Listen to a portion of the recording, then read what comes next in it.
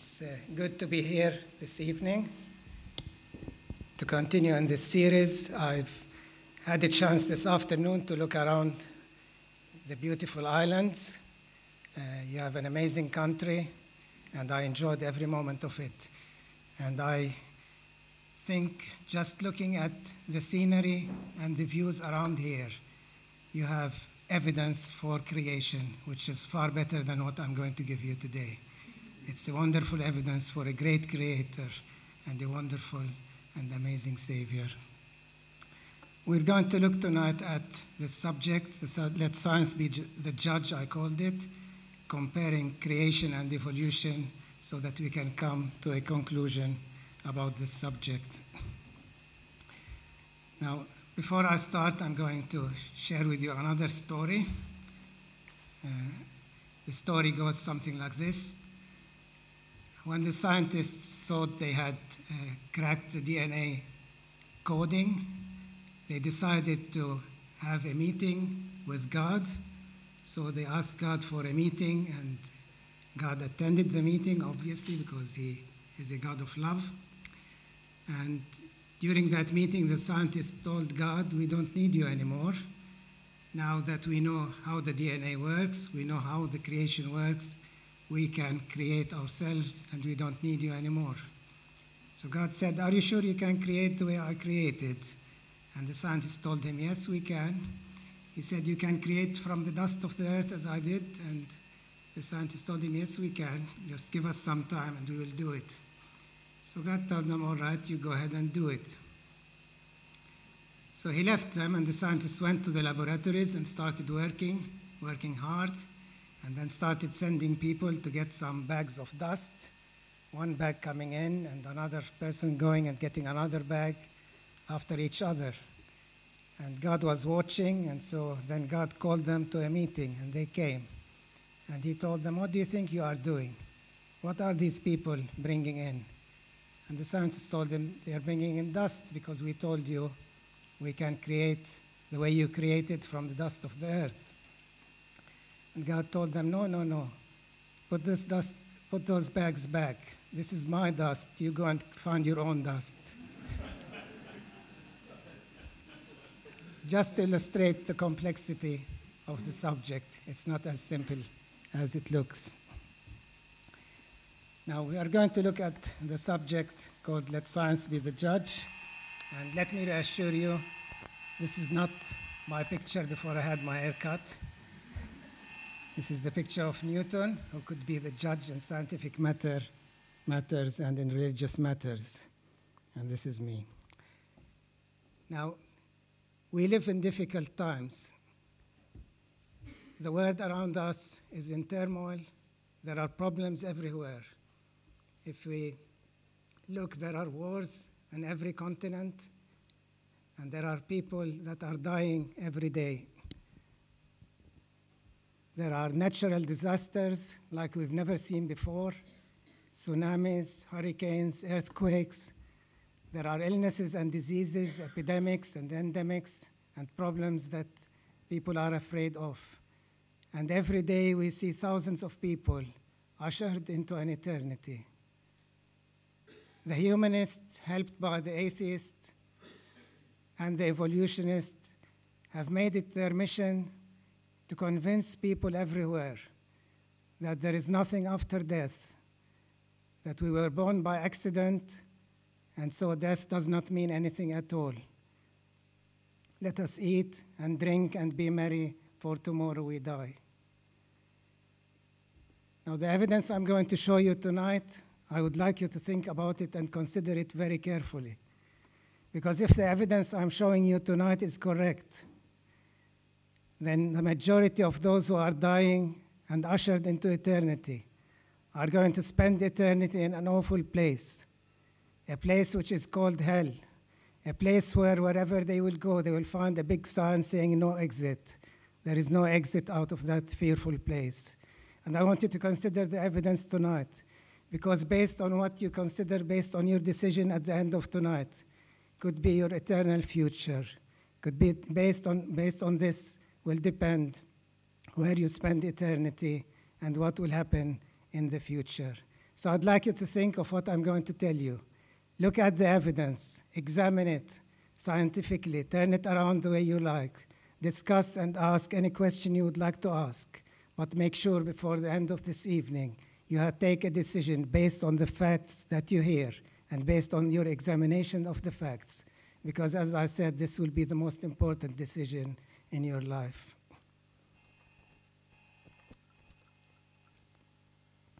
We are going to compare the two theories, the theory of creation and the theory of evolution.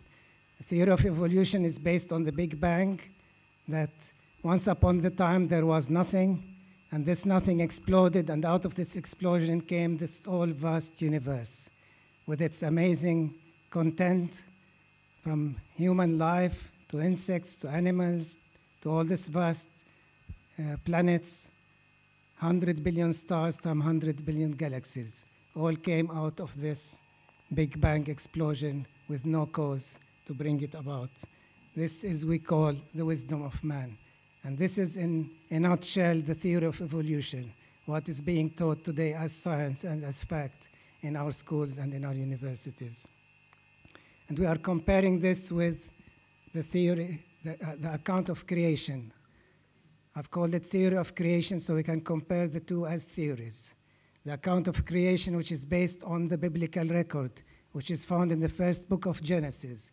In the beginning, God created the heavens and the earth. The account of creation tells us that there is a creator who is God, the power outside this universe, the cause which is bigger than the universe. And this cause was able to bring about the effect which is this whole universe and every human being and all the creation on this earth. This is the account of creation as it comes in the Bible, which took place, as the Bible teaches, 6,000 to 7,000 years ago or so, compared to evolution, which says everything happened billions of years ago. We're going to compare these with science and see what science has to say. I would like to remind you of a recent poll made by the BBC looking at the subject of creation, intelligent design, or evolution. Intelligent design is part of the creation. Intelligent design movement some scientists got together and studied some facts and found out that so many things could not have happened by evolution. And they decided there must be an intelligent designer behind it all. And that's the intelligent design movement. It doesn't go to speak about the creator and who he is. In creation, we go a step further. Our creation account is based on the Bible, on the exact biblical record in the book of Genesis. And our creator is none other but the Lord Jesus Christ himself, who created everything and who loved each and every one of us. So the recent poll, it says in the UK, there is 22% now believe in creation, despite all the teaching at the schools and colleges, despite what people like Richard Dawkins are trying to do to convince people that there is no creator, that creation is not scientific. We have 22% today who have heard the message of creation and have been convinced and have been moving sides along the way from evolution to creation. 17% believe in ID, intelligent design. 48% still believe in evolution in the UK, and there's 13% who still don't know where they stand. We are still far behind the United States in creation. There is 42% who believe in creation over there, 18% intelligent design, 26% evolution, 14% don't know. I just gave you this to see how things are moving about.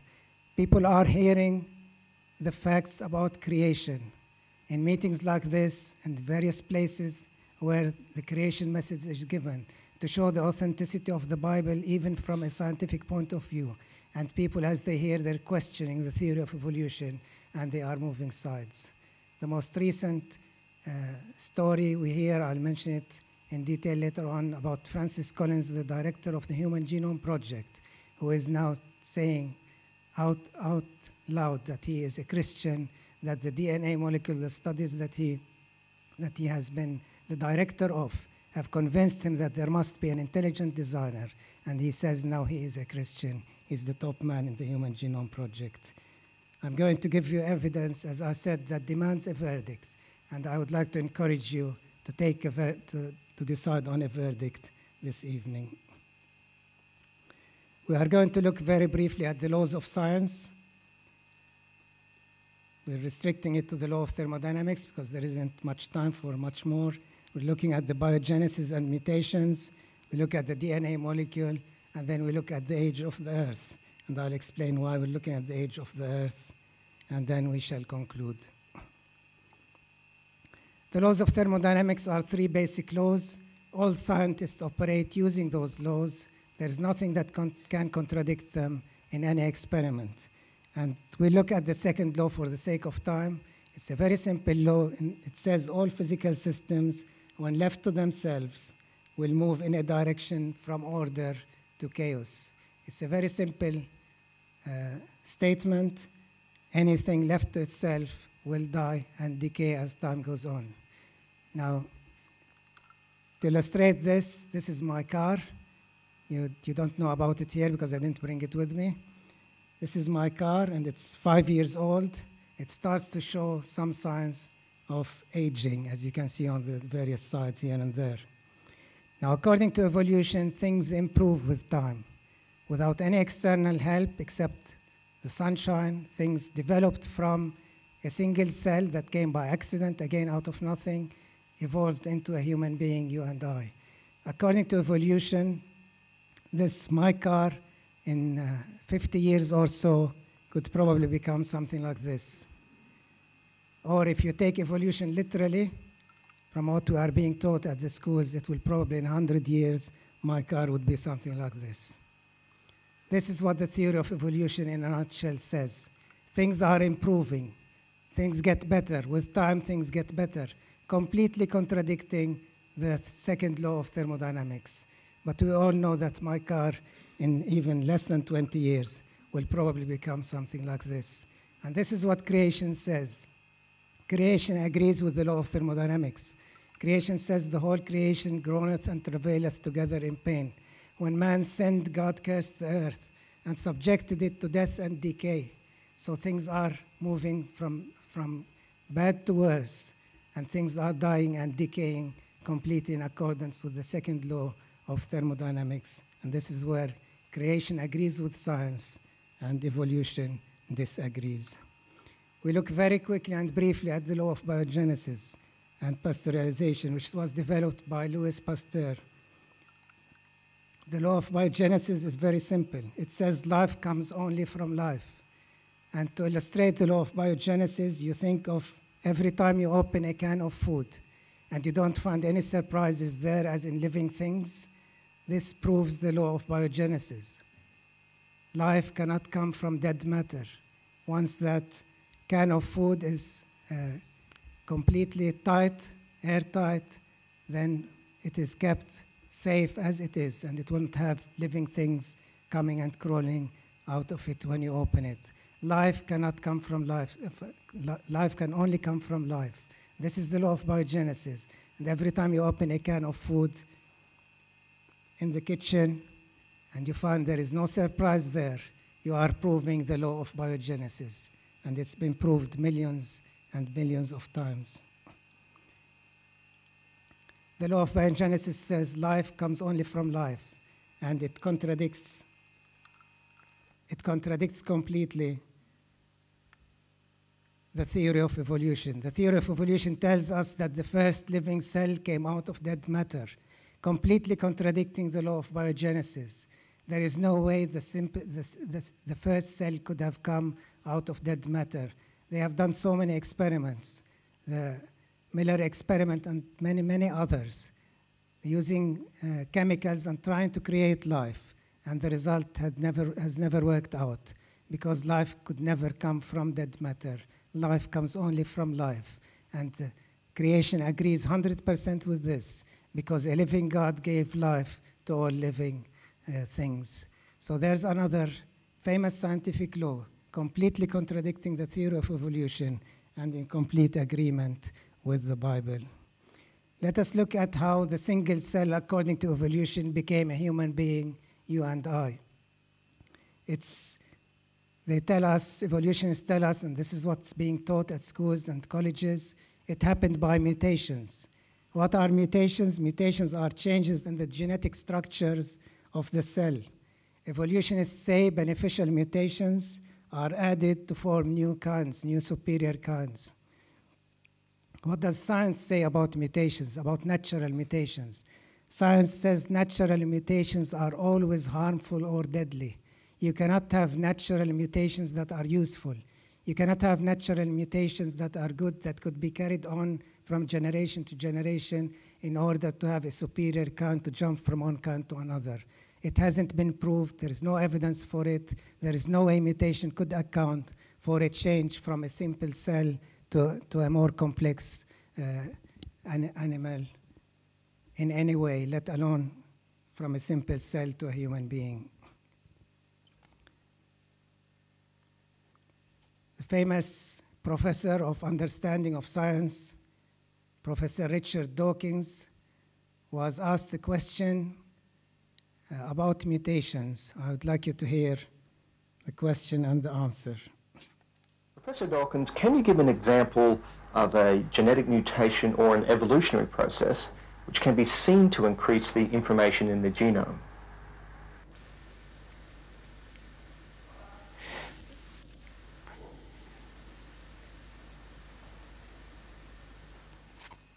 So obviously there is no mutations that can increase the information. Richard Dawkins objected to this video and it was shown, and he was given another chance to respond to the question and give just one example through his years of research. And it's been 4 or 5 years and we haven't had an answer yet. Obviously there is no answer because there isn't any beneficial mutation that could increase the information. The information in creation was placed, it is the superior condition.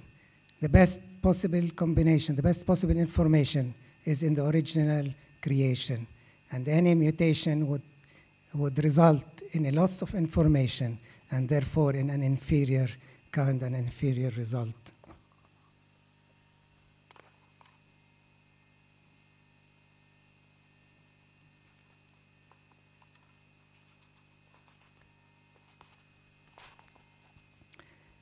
We're going to look very briefly at the DNA molecule. This is a very exciting subject. The more people study the DNA molecule, the more we're having scientists and professors and others shifting from evolution to creation, because the DNA molecule is complex beyond our understanding. And anyone who still believes that this could have come by accident should really study science all over again. Francis Collins, I mentioned him, the director of the America's National Human Genome Project. He said there is an intricacy and elegance in biology, particularly the information carrying capacity of the DNA, which is rather awesome. Moments of discovery become moments of appreciation of God as the creator. The DNA is the chemical inside the nucleus of each cell that carries the genetic information for making the living cells. That's what the DNA is. Now, if you uncoil the DNA, it is a helix, as I showed you in the previous diagram. It's a helix. If you uncoil the DNA helix from each of your body cells, they measure 2 to 3 meters long. So each DNA helix, when it's uncoiled and stretched, measures 2 to 3 meters in length. There are 3 billion pairs of DNA in a human cell. And there are 10 trillion cells in the human body. If you think of your human body, there's 10 trillion cells in your human body, 3 billion pairs of DNA in each cell, and if you uncoil one pair, the length is 2 to 3 meters. So if you take one human body, uncoil all the DNA in that human body and put them end to end, you know how long that will go? It's the distance from the sun and back 70 times. That's how complex the DNA molecule is. And these are in just one human body. And we are told by evolutionists that this all came by accident. It is complex beyond our understanding. No wonder the psalmist could write, I will praise thee, for I am fearfully and wonderfully made. We have an amazing creator, a great God, who can create something as complex as this. There is someone called Michael Behe. He wrote a book called Darwin's Black Box. He's a specialist in biochemistry, and he brought in this expression, irreducible complexity. And what that means that if something is composed of several parts, and each part is absolutely necessary for the structure of the function, then it is an irreducible complexity. That means the system will not work unless all the parts are functioning together. So you cannot get it by one part evolving over millions of years and then another part evolving. The simple example is the mouse trap. The mouse trap is made out of 4 or 5 items. They're all stuck together, plus the piece of cheese to attract the mouse. Now, if any of these parts are not there, the trap will not work and it will be useless. You need everything to be there and working and operating from day one. Otherwise, the system is useless. And this is called an irreducible complexity. And there are so many of these irreducible complexities in the human body that led Michael Behe to shift to intelligent design, to say that there must be an intelligent designer behind these things because they couldn't have evolved by parts. Darwin admitted in his book that if it's discovered that anything is an irreducible complexity, then that will destroy his theory. And by that confession, his theory has been destroyed over and over again, if not by other means. We take just one simple example of a reducible complexity, the blood clotting. You know, if you have a wound in your hand, for example, what happens immediately is protein from outside the cell where the wound takes place is brought into the bloodstream, and it triggers off an ordered cascade of events involving 28 separate proteins and enzymes, resulting in sealing the wound. All those enzymes are there somewhere in the body. And the minute you have this wound, the body triggers this quick reaction, get all those enzymes, the 28 separate proteins and enzymes, from different parts of the body to work together in order to stop you bleeding to death. This is an irreducible complexity, because if those 28 enzymes were not there from moment number one, the person would have bled to death, and that would have been the end of it. So it's another example of irreducible complexity. Now I'm going to show you a DVD clip to show you how amazing the DNA molecule is. It has been produced by the Intelligent Design Movement. It's on a CD or a DVD called Unraveling the Mystery of Life. You can buy it from Christian bookshops and order it. It's an excellent DVD, and I'm going to show you a 5-minute clip of that to appreciate the complexity of the DNA and the need for creation. In the years since Kenyon's rejection of chemical evolution, science has revealed the details of an entire system of information processing that bears the hallmarks of intelligent design.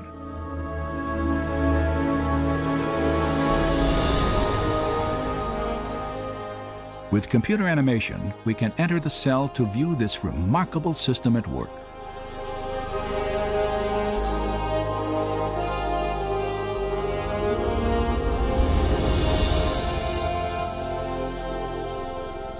After entering the heart of the cell, we see the tightly wound strands of DNA, storehouses for the instructions necessary to build every protein in an organism.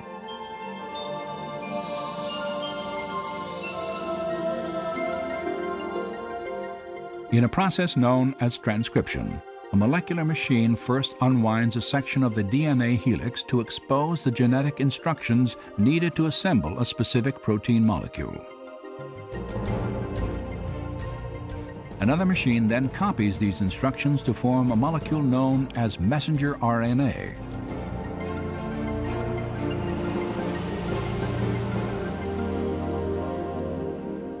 When transcription is complete, the slender RNA strand carries the genetic information through the nuclear pore complex, the gatekeeper for traffic in and out of the cell nucleus.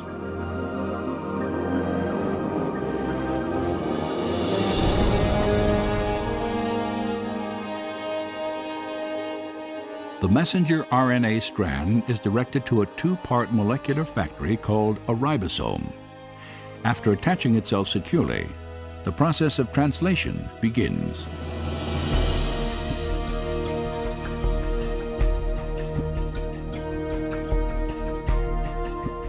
Inside the ribosome, a molecular assembly line builds a specifically sequenced chain of amino acids.